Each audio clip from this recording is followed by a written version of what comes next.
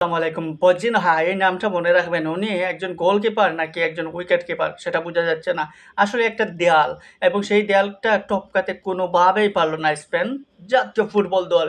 বিশ্বকাপে স্পেন এসেছিল দারুণ আশা নিয়ে, সম্ভাবনাময় একটা দল এবং তরুণ প্রতিভা, স্টার যা বলেন না কেন পুরোটাই ছিল সেই টিমে, এবং তারা বিশ্বাস করছিল যে এবারের বিশ্বকাপে তারা হট ফেভারিট, এবং সেই হট ফেভারিট হিসাবে শুরুও করেছিল লামিন ইয়ামাল কিংবা নিকো উইলিয়ামসের মতো বড় তারকাকে সাইড লাইনে বসিয়ে। কিন্তু বসে লাভটা কি হলো? লাভটা কোনো কিছুই হলো না, উল্টো তারা এখন রাউন্ড অফ 32 যেটা রয়েছে সেটাতে যেতে হলে পরিশ্রম করতে হবে, দারুণভাবে ঘুরে আসতে হবে, আর তাদের প্রতিপক্ষ যারা রয়েছে তাদের বিপক্ষে আরও দুর্দান্ত খেলতে হবে, আর তারা হচ্ছে উরুগুয়ে এবং সৌদি আরবের বিপক্ষে। যাই হোক, ওগুলা পরের বিষয়। কিন্তু আজকে কেপ বার্দে যে খেলাটা দিল, সেই খেলাটা কে আশা করেছিল যে একটা নবাগত টিমে এসে এভাবে ধাক্কা দেবে স্পেনকে? এত সুন্দর ফুটবল বলতে গেলে, এত সলিড ডিফেন্স, এত সলিড গোলকিপিং, এটা এই বিশ্বকাপে এখন পর্যন্ত কোনো গোলকিপার করে দেখাতে পারে নাই। সেটাই করিয়ে দেখালেন 40 বছর বয়স্ক বজিনহা। কেপ বার্দের এই গোলকিপার 7টা সেভ করলেন, কিন্তু জেনুইন গোলগুলা কিন্তু তিনি সেভ করে ফেলছেন।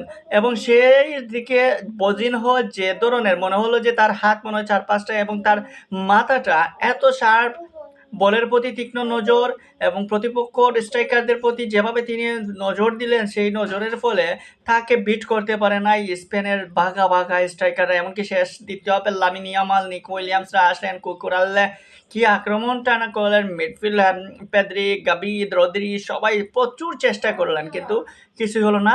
একটা বলও জালে জড়াতে পারলেন না। সো এই বজিনহা আসলে মনোমুগ্ধকর পারফরমেন্স করেছেন। এই বজিনহা বুঝিয়ে দিয়েছেন যে কেপ বার্দের মতো একটা নবাগত টিমেও বড় তারকা হওয়ার মতো সম্ভাবনাময়ী প্লেয়ার আছে এই কেপ বার্দেতে। ম্যাচ শেষে তার অশ্রুসিক্ত নয়ন দেখে হয়তো অনেকেই হ্যাপি, এবং অনেকে তার ক্যাপ বার্দের দর্শকদের দেখলাম যে আজকের ড্রটা তাদের কাছে জয়ের মতোই মনে হয়েছে, যে এটা জয় পেয়ে গেছে। হ্যাঁ, এটাকে জয় হিসাবেই ধরতে পারেন। নতুন একটা টিম ক্যাপ বার্দে, বিশ্বকাপের সবচেয়ে ছোট দল, বলতে গেলে ছোট দেশ বা জনসংখ্যার দিক থেকেও ছোট কুরাসাও পরবর্তীতে ক্যাপ বার্দে। এই ক্যাপ বার্দে আফ্রিকা থেকে কেন তারা আসলো, কেন তারা ক্যামেরুন, অ্যাঙ্গুলার মতো দলকে হারিয়ে বিশ্বকাপে জায়গা করে নিল, সেটা তারা বোধহয় প্রমাণ করে ফেললো এই 10 বিশ্বকাপের চ্যাম্পিয়ন স্পেনের বিপক্ষে। আসলে স্পেনের এই খেলাতে আমি বলতে পারি যে তারা সর্বোচ্চ চেষ্টা করেছে। তাদের ডিফেন্স লাইন কিংবা মিডফিল্ড প্রায় 74% বল দখল করেছে। আর কত কন্ট্রোল করতে পারবে?